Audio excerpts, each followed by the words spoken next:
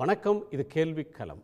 அதானி தொடர்புடைய சந்தேகத்துக்கு உரிய சில மர்ம நிறுவனங்களில் பங்குச்சந்தையை நிர்வகிக்கக்கூடிய செபி அமைப்பின் தலைவராக இருக்கக்கூடியவர் முதலீடு செய்திருக்கிறார். இது விதிகளுக்கு முரணானது, ஊழலுக்கு துணை போவது, முறைகேடானது என்று ஹிண்டன்பர்க் ஆய்வு நிறுவனம் வெளியிட்டிருந்த அறிக்கைக்கு செபியின் தலைவர், பாஜக தலைவர், அதானி என்ற 3 தரப்பு விளக்கம் தந்திருக்கிறது. தன்னை பற்றிய கேரக்டர் அசாசினேஷன் என்று செபி தலைவர் சொல்கிறார். அதானி தங்களுக்கு இதில் தொடர்பில்லை என்று அதானி குழுமம் மறுத்திருக்கிறது. பாரதிய ஜனதா காங்கிரஸ் கட்சி இந்தியாவினுடைய பொருளாதாரத்தை நிலைகுலைய செய்யக்கூடிய நடவடிக்கைகளுக்கு துணை போகிறது என்று, இது ஒரு சர்வதேச சதிக்கு துணை போகிறார்கள் என்றெல்லாம் குற்றச்சாட்டை அடுக்கியிருக்கிறார்கள். எதிர்க்கட்சிகள் தொடர்ச்சியான பல விமர்சனங்களை முன்வைத்திருக்கிறார்கள். செபியின் விளக்கத்திற்கு ஹிண்டன்பர்க் நிறுவனம் பதில் தந்திருக்கிறது. எங்கள் குற்றச்சாட்டுகளை நீங்கள் மறுக்கவே இல்லை, தொடர்புடைய நிறுவனங்களில் முதலீடு செய்தது உண்மை என்று அவர்கள் மீண்டும் தங்களுடைய குற்றச்சாட்டை அழுத்தம் திருத்தமாக சொல்லியிருக்கிறார்கள். இப்போது காங்கிரஸ் கட்சி ஒரு குறிப்பிட்ட தொழில் நிறுவனத்தின் மீது செபி தலைவர் மீது குற்றம் சாட்டினால் இது இந்தியாவை நிலைகுலைய செய்வது என்று எப்படி சொல்கிறீர்கள்? ஒரு தனியார் கம்பெனி மீது ஒரு ஊழல் முறைகேட்டு புகார் சொன்னால் அது எப்படி இந்திய பொருளாதாரத்தையே ஸ்திரத்தன்மையை பாதிக்க செய்யக்கூடிய சதி செயல் என்று சொல்ல முடியும்? இதை முழுமையாக விசாரிக்க வேண்டும். செபியின் தலைவர் பதவி விலக வேண்டும்.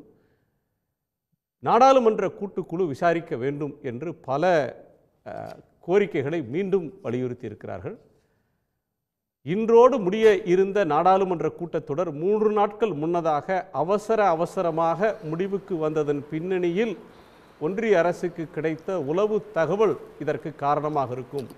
நாடாளுமன்றத்தில் மோடி அரசுக்கு எதிராக புயல் வீசும் என்பதற்காக நாடாளுமன்றத்தை அவசரமாக ஒத்திவைத்து கூட்டத்தொடரை முடிவுக்கு கொண்டு வந்தார்கள் என்றும் கூட காங்கிரஸ் குற்றம் சாட்டியிருக்கிறது. இது சார்ந்து நாம் விரிவாக விவாதிக்கப் போகிறோம். நம்மோடு காங்கிரஸ் கட்சியின் செய்தி தொடர்பாளர் திரு ஆனந்த் சீனிவாசன், பூவுலகின் நண்பர்கள் அமைப்பினுடைய பொறியாளர் திரு கோ சுந்தரராஜன், வழக்கறிஞர் டெல்லியிலிருந்து திரு ஜிஎஸ் மணி, பங்குச்சந்தை ஆலோசகர் திரு PR சுந்தர், பாஜக ஆதரவாளர் திரு சூரிய நாராயணன். அனைவருக்கும் வணக்கம். வணக்கம். நான் திரு ஆனந்த் சீனிவாசனிடமிருந்து தொடங்கணும். ஆனந்த், ஒரு பெரிய புயல் வீசும் பங்குச்சந்தையில் அப்படின்னு சொன்னாங்க. ஆனால் இன்னைக்கு பெருசாக வீசினது மாதிரி தெரியல. அதானி குழும பங்குகள் ஓரளவுக்கு தான் விழுந்திருக்கு. ஹிண்டன்பர்க் 1 அளவுக்கு இல்லை. ஆனால் ஆக்டிவ்லி ட்ரேடட், அதிகமாக கைமாறிய பங்குகள் அதிகம் விற்கப்பட்டு அதிகம் வாங்கப்பட்டு அந்த விலை இறக்கம் ஓரளவுக்கு ஒரு தடுக்கப்பட்டது, மட்டுப்படுத்தப்பட்டதுன்ற அளவில் இருக்குது. அது ஒன்று. ரெண்டாவது, காங்கிரஸ் காலத்தில் ஏன் இந்த மாதிரியான குற்றச்சாட்டுகள்லாம் ஹிண்டன்பர்க் முன்வைக்கலை?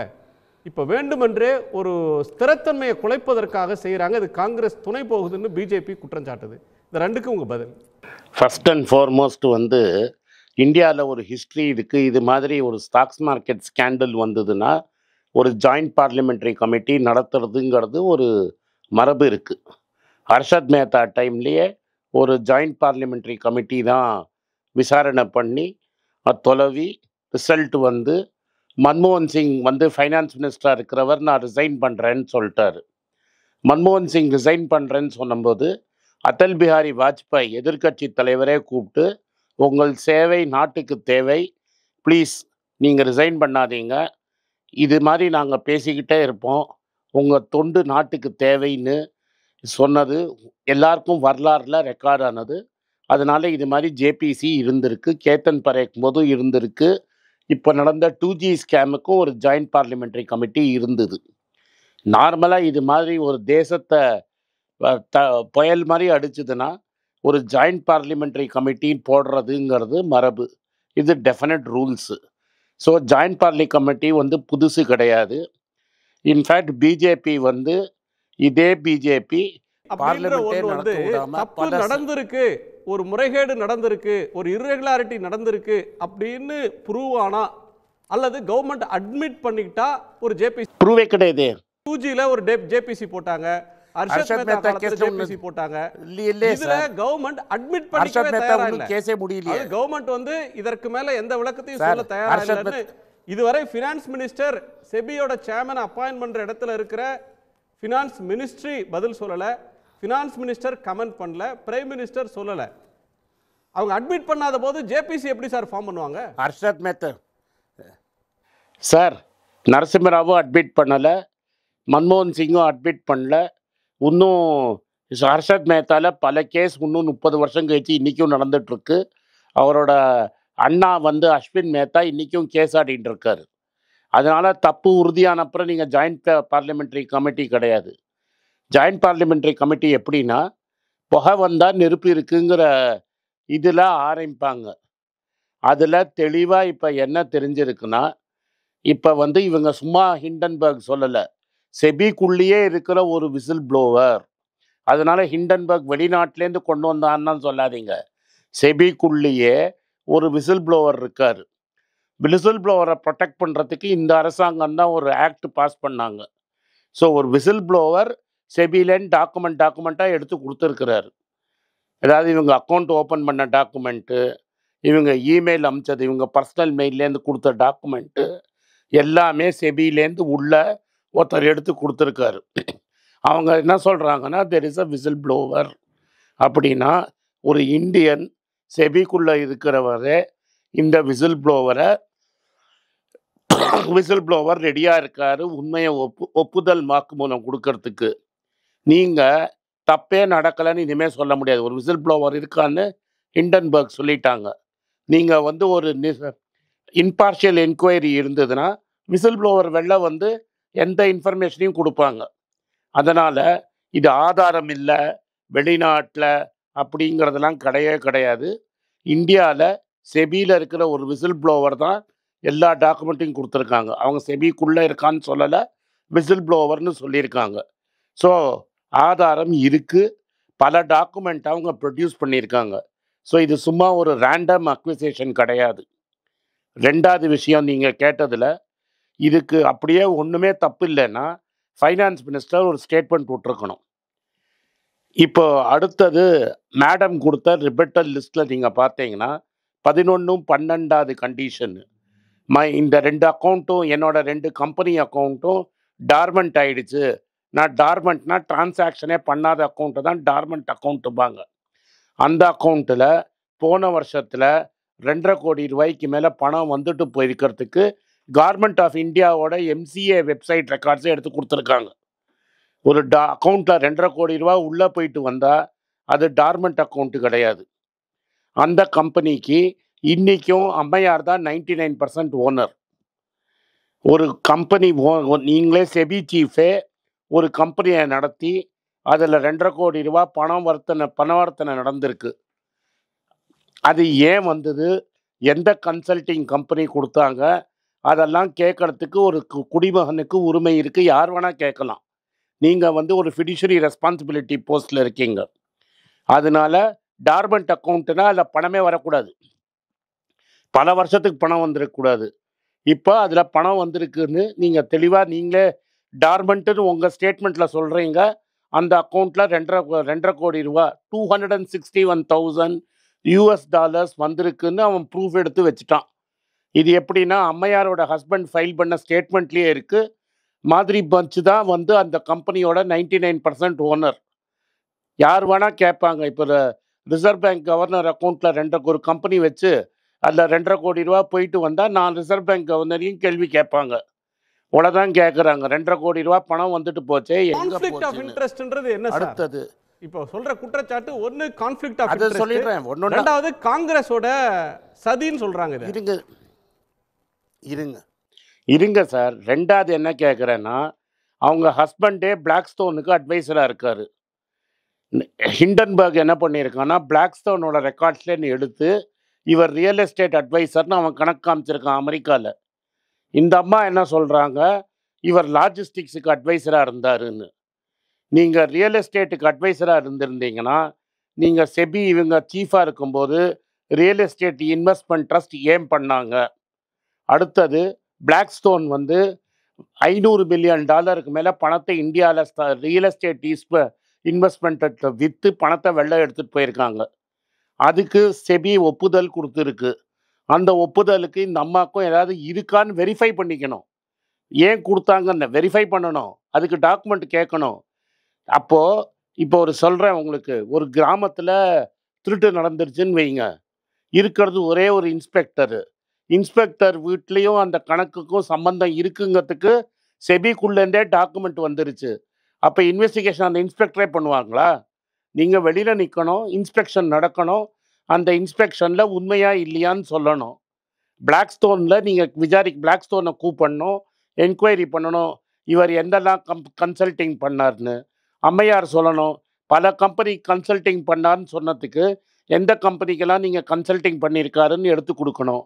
அடுத்தது அருண் ஜேட்லி சொன்னதை நான் சொல்கிறேன். தமிழ்நாட்டில் மெட்ராஸில் மகாவிஷ்ணு ஆஃப் மவுண்ட் ரோடுன்னு ஒரு பேப்பர் இருக்குது, ஹிந்துன்னு. அதில் சித்தார்த் வரதராஜன் ஒருத்தரை எடிட்டராக போட்டாங்க. வெளிநாட்டுக்காரரை எடிட்டராக போட்டுட்டீங்க அப்படின்னு ஏறி மேலேயும் கீழையும் குதிச்சாங்க. இன்றைக்கி என்ன பேப்பரில் சொல்லியிருக்குன்னா, இந்த அம்மாவோட ஹஸ்பண்ட் வந்து சிங்கப்பூர் சிட்டிசன்னு வெளில வந்திருக்கு. சட்டத்துலேயும் சரி, பாலிட்டிக்ஸ்லேயும் சரி, ஷேக்ஸ்பியரோட கோட்டு ரொம்ப famous. Scissors wife has to be above சஸ்பீஷன். ஒரு அரசனின் பட்டத்தரசி வந்து சஸ்பீஷனுக்கு மேலே இருக்கணுங்கிறது இருக்குது. இந்த கேஸில் லேடி இது ரிவர்ஸ் ஆகுது. லேடி பட்டா எம்பரர் மாதிரி செபியில் உட்காந்து எது ரைட்டு எது தப்புன்னு சொல்லிட்டு இருக்காங்க. இவங்க எது ரைட்டு எது தப்புன்னு சொல்லும்போது her husband has to be above suspicion. First of all அவங்க ஒரு சிங்கப்பூர் சிட்டிசன். அதை நீங்கள் காமிச்சிங்களா? அப்பாயின்மெண்ட் கமிட்டியில் அந்த பேப்பர் போச்சா? ஹஸ்பண்ட் சிங்கப்பூர், செக்யூரிட்டி ரிஸ்கா இல்லையான்னு யார் கிளியரன்ஸ் கொடுத்தாங்க? ஆஃப் ஷோர் இவங்கெல்லாம் என்ன சொன்னாங்க? பார்ட்டிசிபேட்டரி நோட்டை பேன் பண்ணணும்னு சொன்ன கட்சிக்கு பிஜேபி. எவ்வளவோ டிபேட்ஸை நீங்களும் பார்த்துருக்கீங்க. பார்ட்டிசிபேட்டரி நோட்ஸை பேன் பண்ணணும்னு சொன்னீங்க. ஆஃப் ஷோரில் பிஸ்னஸ் பண்ணுறவங்களுக்கு இவங்க எப்படி செபிக்கு லைசன்ஸ் கொடுத்தாங்கன்னு நாங்கள் கேட்போம்.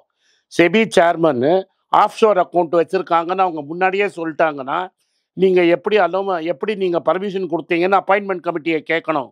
அன்றைக்கி டிஸ்க்ளோஸ் பண்ணியிருக்காங்கன்னு ரெக்கார்டை பார்த்தா தான் தெரியும். ரெக்கார்டை பார்க்காமே நீங்கள் சொல்கிறத உண்மைன்னு ஒத்துக்க முடியாது. ஒன்றும் உங்களுக்கு இல்லைன்னா அந்த அப்பாயின்மெண்ட் டீட்டெயில்ஸை கொண்டு வாங்க. செபியில் சுப்ரீம் கோர்ட்டில் கேஸ் நடக்கும்போது இந்த அம்மையார் சொன்னாங்களா, நான் ரெஸ்கியூ பண்ணிட்டேன், இந்த டிசிஷன்லேயே நான் வெளில வந்துட்டேன், என் ஹஸ்பண்ட் கன்சல்டண்ட்டாக இருந்தான்னு செபியில் ஏன் இவங்க சுப்ரீம் கோர்ட்டில் அஃபிடவிட் ஃபைல் பண்ணல? அதுக்கெல்லாம் இப்போ தப்பு ரைட்டுங்கிறது ஜட்ஜ்மெண்ட் லேட்டர். இதெல்லாம் என்கொயரி பண்ணணும். என்கொயரி பண்ணுறச்ச இந்த அம்மாவே உட்காந்து எப்படி என்கொயரி பண்ண முடியும்? இது மாதிரி இவங்க வந்த இடம் அப்படி ஐசிஐசிலேன்னு வந்திருக்காங்க. ஐசிஐசியில் இன்னொரு ஃபேமஸ் கேஸ் இருக்குது, சந்தா கோச்சர் கேஸ்னு. சந்தா கோச்சர் கேஸில் வேணுகோபால் தூத்தோட ஒரே மாதிரி ப்ராப்ளம் வந்தபோது முதல்ல இந்த அரசாங்கம் என்ன சொல்லிட்டு, தப்பே இதே மாதிரி ஒரு விசில் ப்ளோவர் இருந்தாங்க, தப்பே நடக்கலைன்னாங்க. அதுக்கப்புறம் எல்லா ஃபாரினர்ஸும் ஒரு 6 மாதம் கழிச்சு குயோ முயோன்னு கத்தினப்புறம் ஜஸ்டிஸ் பிஎன் கிருஷ்ணா வச்சு என்கொயரி பண்ணாங்க. ஜஸ்டிஸ் பிஎன் கிருஷ்ணா சொல்லிட்டாரு வேணுகோபால் தூத்துக்கும் இவங்களுக்கும் லிங்க் இருக்குன்னு. அதுக்கப்புறம் அவங்க வெளில அமிச்சு அவங்க மேலே கேஸ் போட்டாங்க. 1 வருஷம் கழிச்சு அந்த அம்மா 1 வருஷம் ஜெயிலில் இருந்து இப்போ தான் வெளில வந்திருக்காங்க, பெயிலில் வெளில வந்திருக்காங்க. அந்த கேஸில் வந்து இப்போ டீட்டெயில்ஸ் எல்லாம் நேற்று வெளில எடுத்து பார்த்தீங்கன்னா 2 பேரும் பேசிக்கிட்டது டீட்டெயில்ஸ் எல்லாம் வேணுகோபால் தூத் சொல்லியிருக்கிறாரு. நான் அன்றைக்கே சொன்னேன் இந்த அம்மா ஜெயிலுக்கு போவாங்கன்னு. இதெல்லாம் எப்படி வந்தது? என்கொயரி பண்ணதுனால இந்த டீட்டெயில்ஸ்லாம் நம்மளுக்கு கிடச்சிது. அப்போ என்கொயரி நடக்கணும் தான் நாங்கள் கேட்குறோம். நாங்கள் என்ன கேட்குறோம்?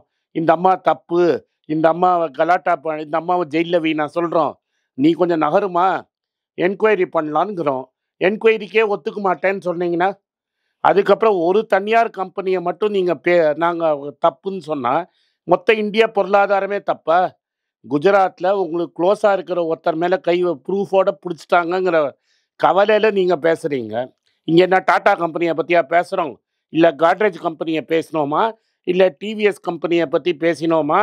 எதை பற்றி பேசுகிறோம்? இதெல்லாம் இந்தியாவில் ரொம்ப ஏற்பட்ட கம்பெனி. இவங்க இன்ஃபோசிஸை பற்றி பேசினோமா?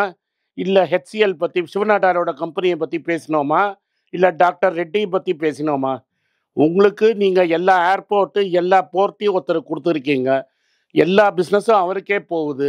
அவர் மேலே ஒரு ரிப்போர்ட் வந்திருக்கு. இதில் இன்னொரு விஷயம், இந்த அம்மா அந்த இதில் என்ன எழுதியிருக்காங்கன்னா, அஹூஜான்னு ஒருத்தர் இருக்கார், அவரோட அவர் எங்கள் அப்பா என்னோட ஹஸ்பண்டோட சைல்ட்ஹுட் ஃப்ரெண்டு, அவர் சொல்லி தான் நாங்கள் இன்வெஸ்ட் பண்ணோங்கிறாரு. அந்த அஹூஜா எல்லா அதானி கம்பெனிலையும் டைரக்டராக இருக்காரு. அஹூஜாங்கிறவர் 4 வருஷத்துக்கு எல்லா அதானி கம்பெனிலையும் டைரக்டராக உட்காந்துட்டு இருக்காரு. இதுக்கு மேலே என்ன சந்தேகம் வேணும்?